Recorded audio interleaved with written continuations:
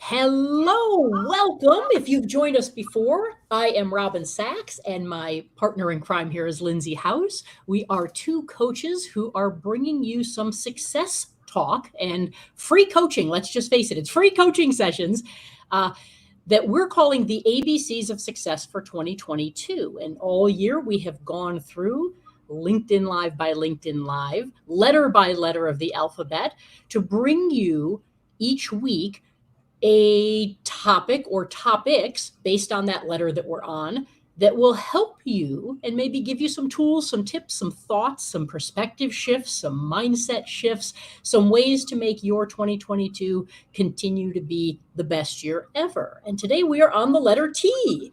Hi, Lindsay. How are you? Hi, Robin. I'm wonderful. How are you? I am doing well. Thank Yes. you. Cheers, my friend. Cheers once again. Yes. All right. So we are on T today. And it's interesting because some letters we say, oh, well, that was easy. Others we go, that was a little more difficult. But then as soon as we start talking, we're like, oh, yeah, oh, yeah, oh, yeah. So I guess the lesson in that is there's always good stuff everywhere. Always. It's just a matter of kind of taking a moment and looking for it. Always. It was funny. I was sitting with my youngest in the doctor's office this morning, and she was like, what are you two going to do for X and Z? I'm like, I don't know. We shall see. Yes. And if our listeners have any good thoughts on that, we'll figure it out, but we'd love your input. Excellent. Excellent. All right. Does excellent count? No, it's an E. Never mind. It's maybe we go slang on some stuff, We'll see. We'll get it done. I have total faith in us. All right. So Lindsay, with T, you know what? I'm going to, as we're coming into November here in another few days, you know what? Let's start with one. I'm going to toss it to you.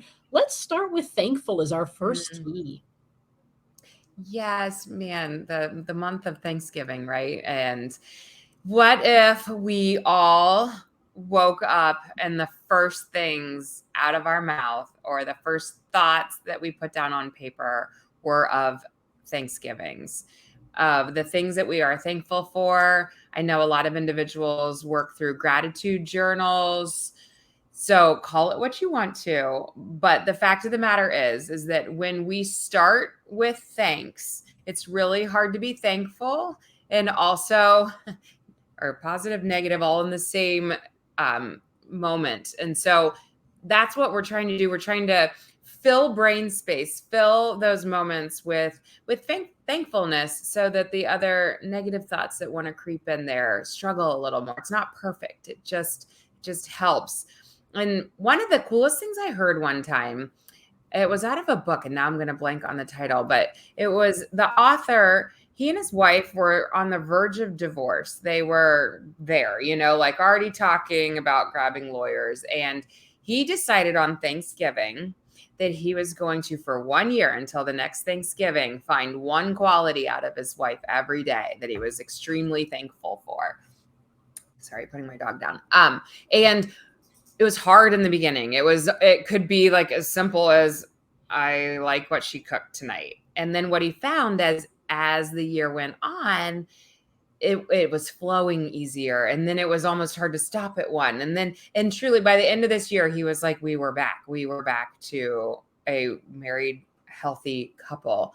And that has never left my head, because I think of that, maybe not even in marriage for some of us, but with friends, with our kids, with our health. If we started with what we are thankful for, I'm thankful that my legs carry me, that I can walk, that my arms hold my children, that again, if we start there, it's harder to shift to that other side, but it's a practice technique again. So I know I'm kind of long-winded on that. Do you hold any thankful practices, Robin? So it's funny because I love you mentioned, gratitude journal and writing things down or just starting the day off with that. One of the things that I work a lot with clients and consulting and stuff is really surrounded around self-talk. Mm-hmm. And it's, you're talking about, what can you be grateful for or thankful for in others? Let's take the other side of that too. What is it you can be thankful for in yourself?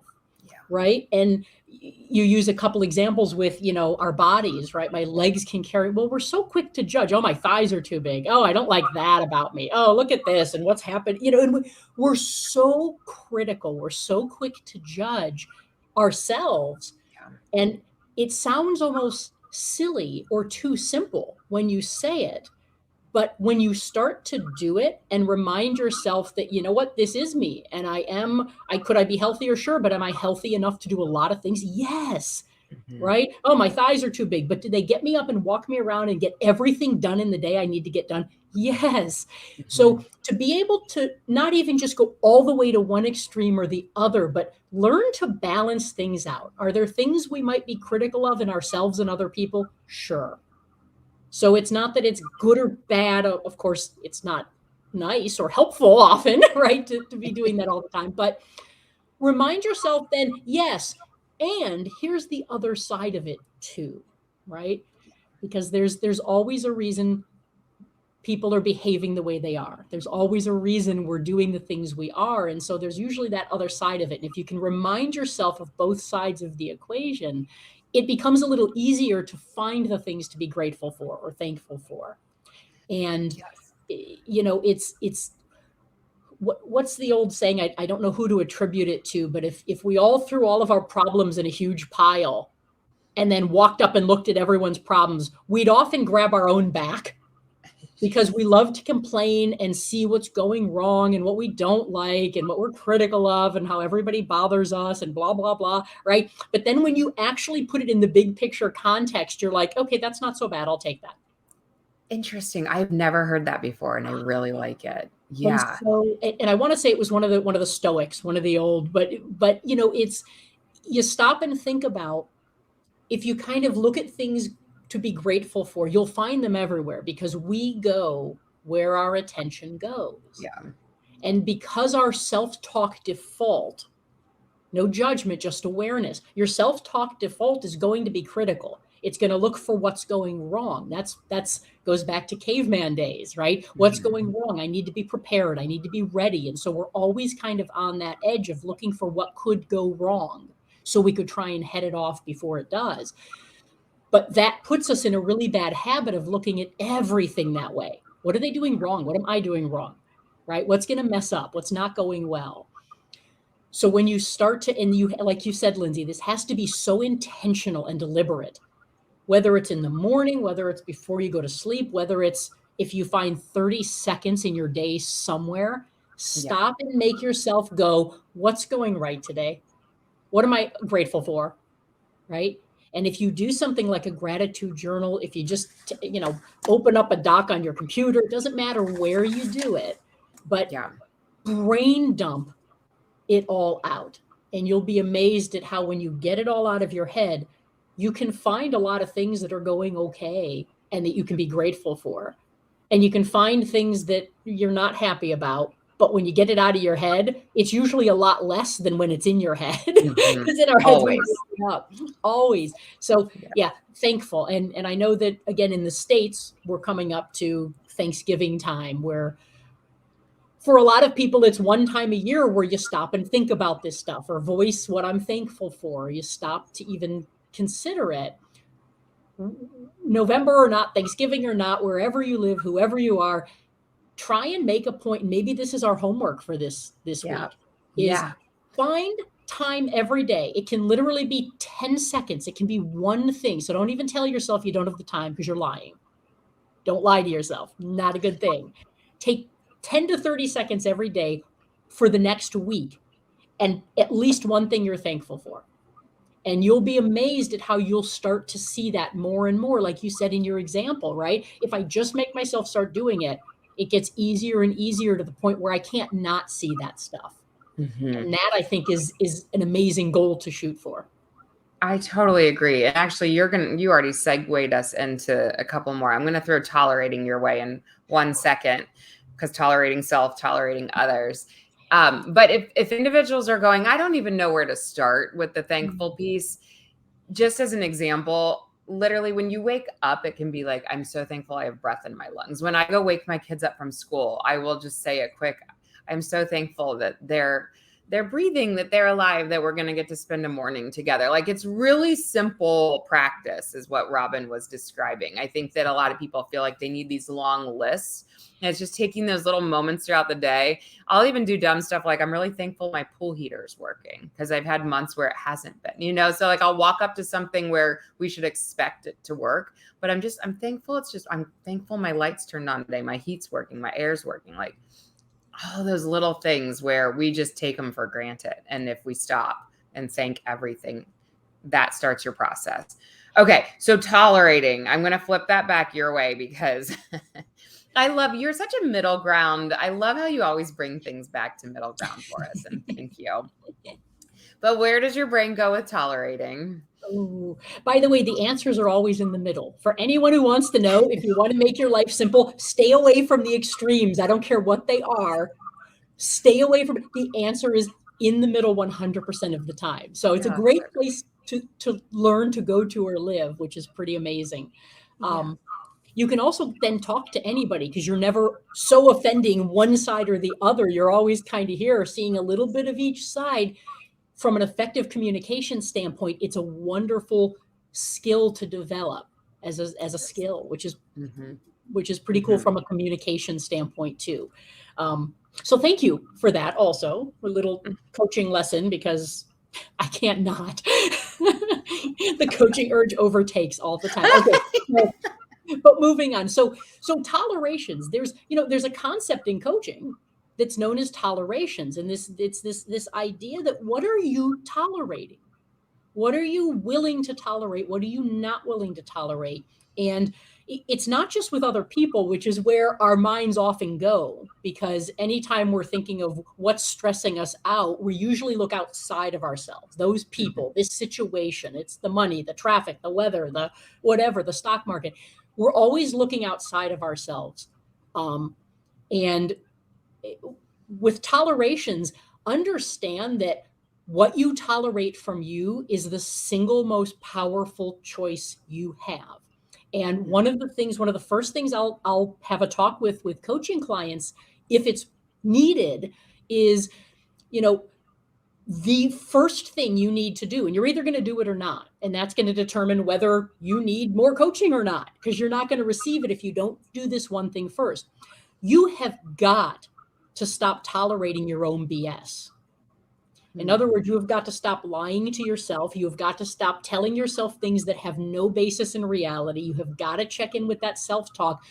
We put ourselves in things much more than most people do, but it's easy to look outside of ourselves and go, well, if I could just get a different job, let me get to a different environment, let me have a different boss, if I had different whatever.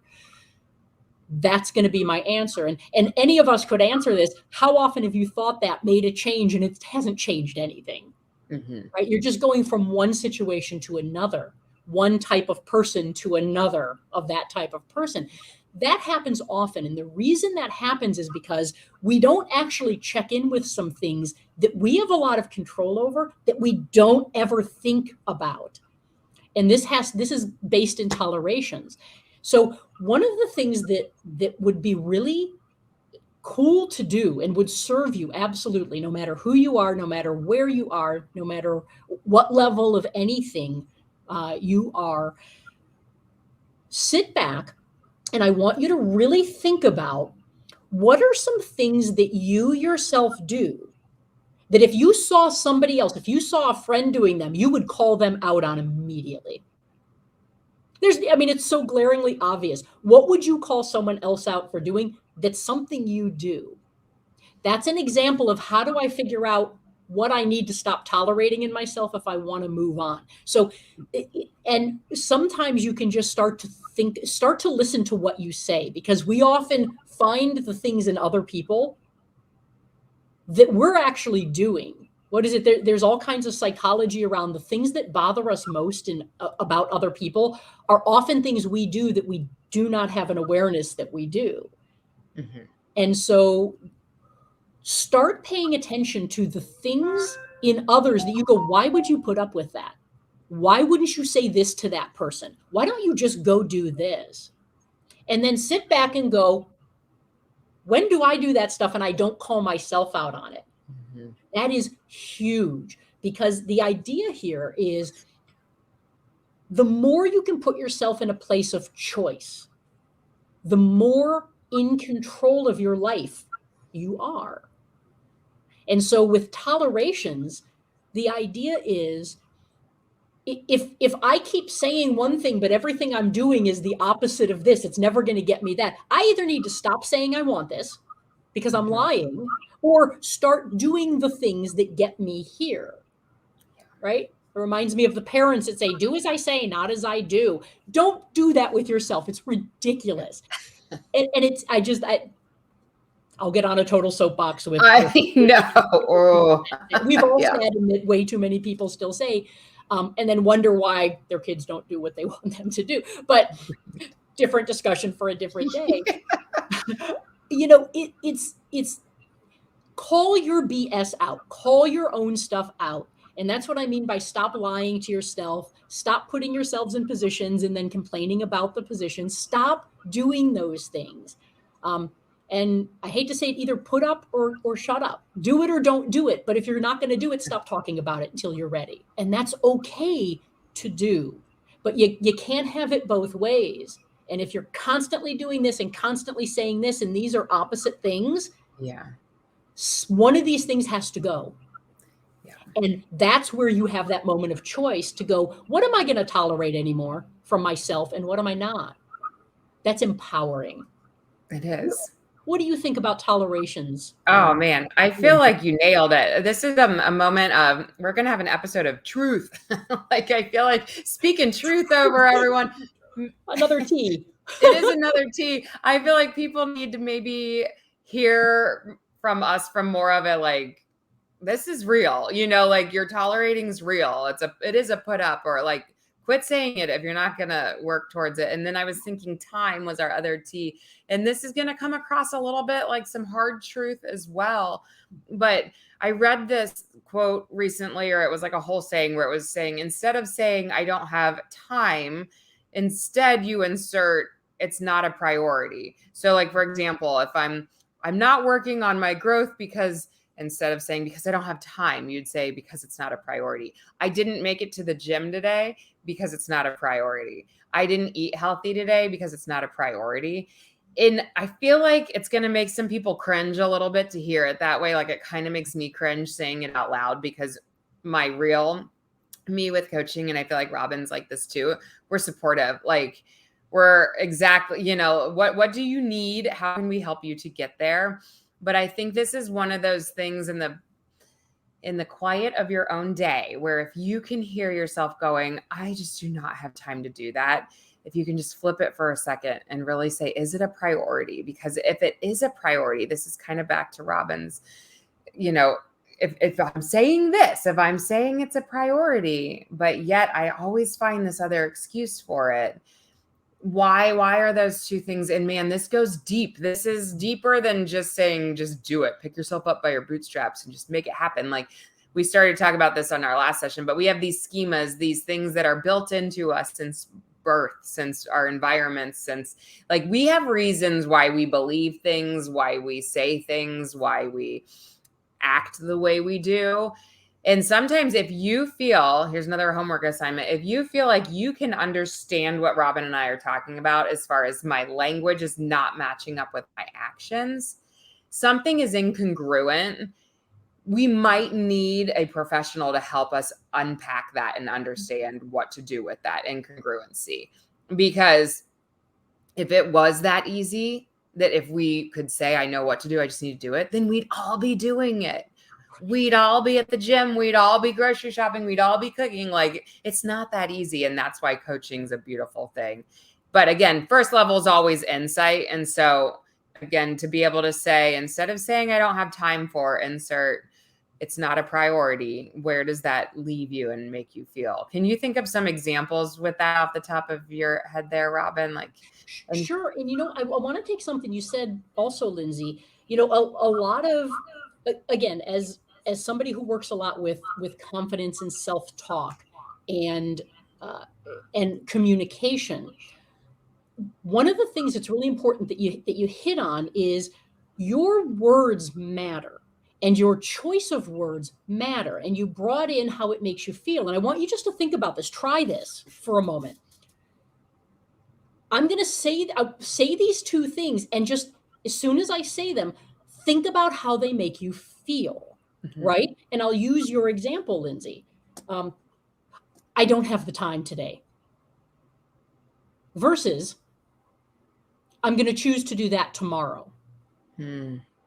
Now, the first one, for a moment, probably made you feel like a victim because it's a burden. I don't have the time, which means I'm lacking, which means, oh my God, I have so much to do. I have a billion things. And it takes us into this spiral of, oh, I don't have any control. But if you simply change your words to putting yourself in a place of choice, I'm choosing to do that tomorrow, you just took total control. It's a completely different feel. Now, the reality is with both of them, you're not going to do them today. You're probably going to try and do them tomorrow. But just the words you choose can completely change how you feel. And this is, again, one of those things from an effective communication standpoint, a self-talk standpoint, we are completely unaware that we talk like that first example all the time. You know, even when we say things like, I have to do that, right? No, you're choosing to do that, right? Well, no, you can't say that. I have to go to work today to pay the bills. No, you're choosing to go to work so you can get money to pay the bills. Just changing that one word literally changes the feel because it puts you in a place of control. It puts you in a place of choice, because if you don't want to choose that anymore, you can go choose something else. As opposed to if you have to do that, you have no control. People are making you do what you need to do. The situations are the same. Your word makes one feel like you are nothing and one feel like, I got this. Yeah. And so start to pay attention to the words you use, the words you think, your self-talk, because I guarantee you will be amazed when you start to pay attention and manage this conversation in your own head and realize if this script that you keep reading isn't working for you, rewrite the script. You're the author of it. Change your words and you change your life, because those thoughts create feelings. Those feelings create behaviors. What's happening with this conversation up here is going to determine what you do, how you feel, and what you get. So be really aware of your words, because they are so powerful. And it's one of the most simple things to shift that can instantly take your feeling from here to here, to feeling out of control to in control, to feeling I have no power to I've got some power and choice. That's a game changer, just shifting those words. And, you know, again, with time is one of the biggest ones, because we're always telling ourselves, we wish we had more time. I wish there were 8 days in a week. I wish I had 26 hours in a day. You know, all those things that we say. The interesting thing is, and again, the initial response most of us give to what I'm about to say is getting defensive and deflecting, right? Well, you don't have as much to do as me. Well, you don't, you know, it's always that.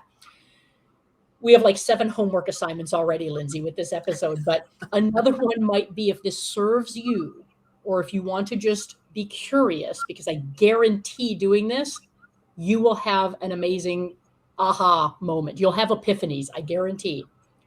Literally take a day and pay attention to your time.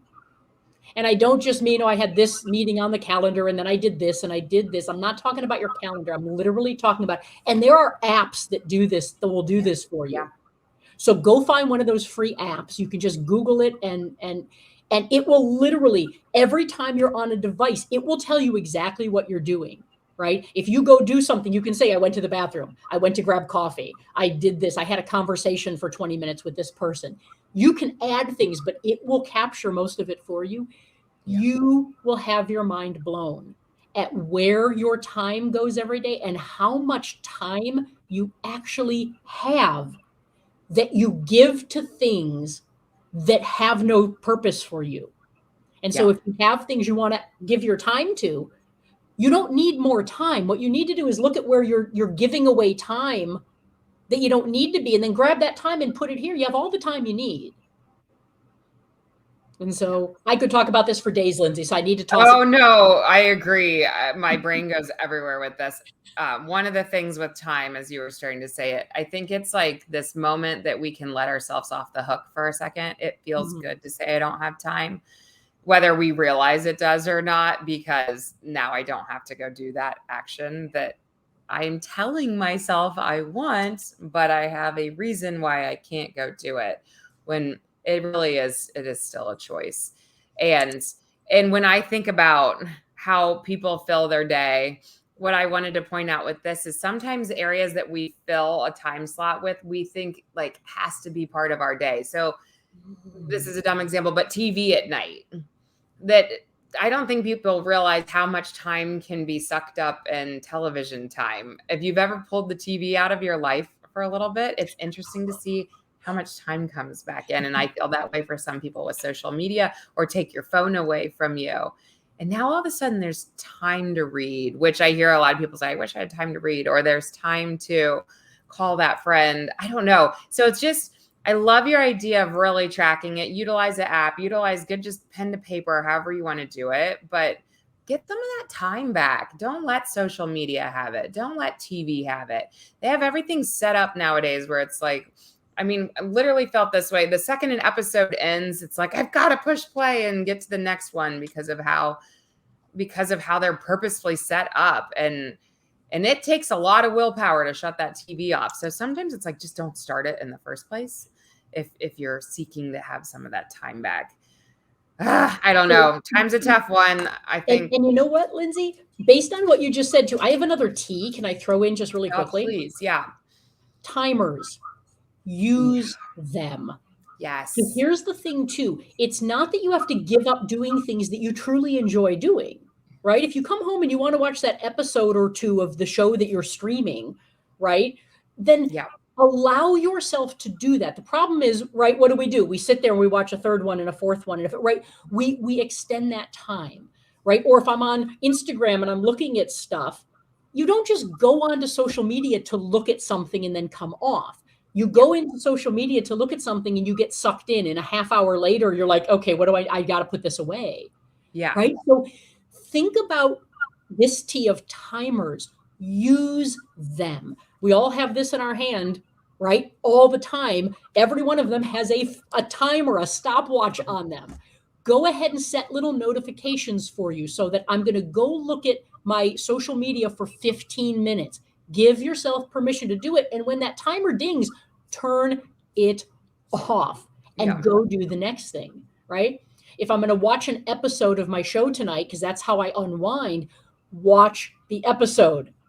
When the timer is off, when it's done, get up, turn the TV off and get up, right? If I'm going to go do something, right? Set a timer, right? I don't have time for this. Yes, you do. You have 5 minutes. You don't have an hour, but you have 5 minutes. Set a timer for 5 minutes, right?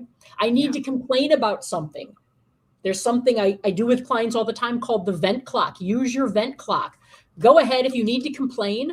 Don't bring it in the room and spend 20 minutes complaining to everybody and letting them complain, which takes another 20 minutes. And oh my goodness, set your vent clock to like 3 minutes, hit it and go. Vent, complain, get it all out. Say what you want to say, of course, outside of the room. And then when the timer goes off, you're done. Now you got to go in and find a solution. Now you got to go in and have a conversation. How do we move forward? Yes. That's it. So use timers for everything. And you will be amazed at how much time you instantly find, just because it's not draining out a little bit here and here where your time's always leaking. It'll tighten it up a bit.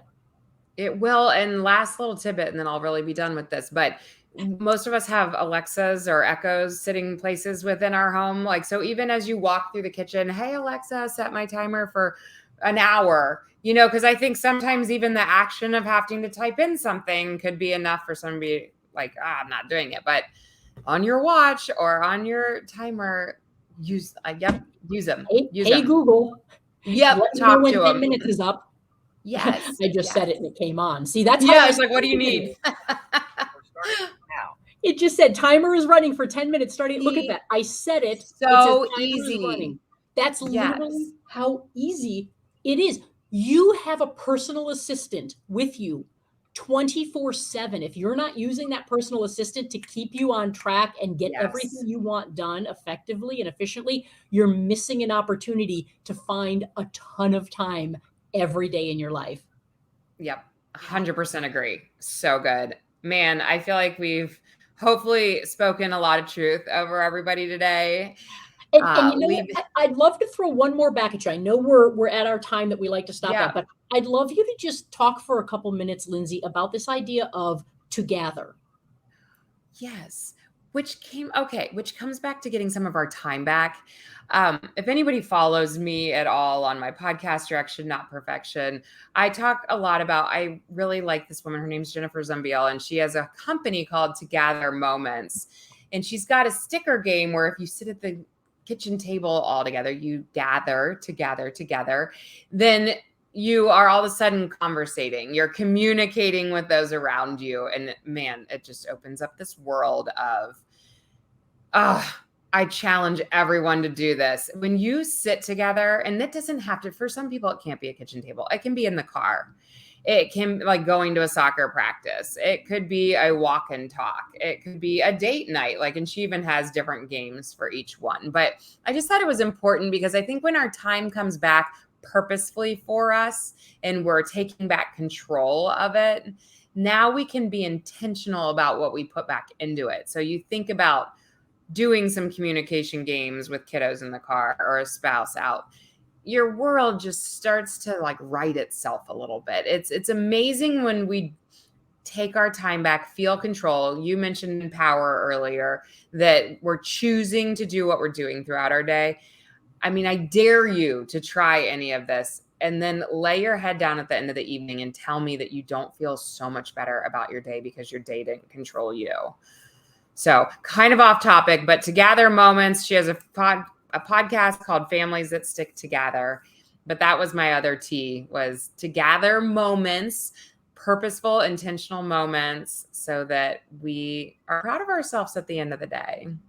I love it. And nothing's off topic because the thing that always everything we talk about comes back to is you're allowed to choose. But in order to do that, you have to be intentional, you have to be deliberate, and those are the things that put you in control. And so Yes. all of these things all have that as a common denominator. And so there are times we feel out of control, but what you do need to know with all of these things that we talk about every week is you have more control than you think, Mhm. and you have more control than you're telling yourself.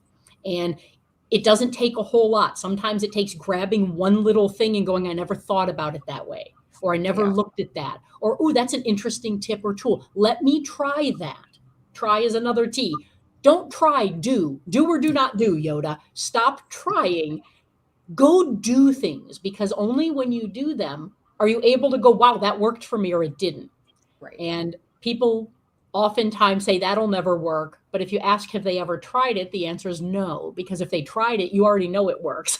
That's how you know they didn't try it, right? So try some of these things, do them, pick one and run with it. And you will be amazed at how little tiny things can have a huge impact for you if you're just willing to show up and do them.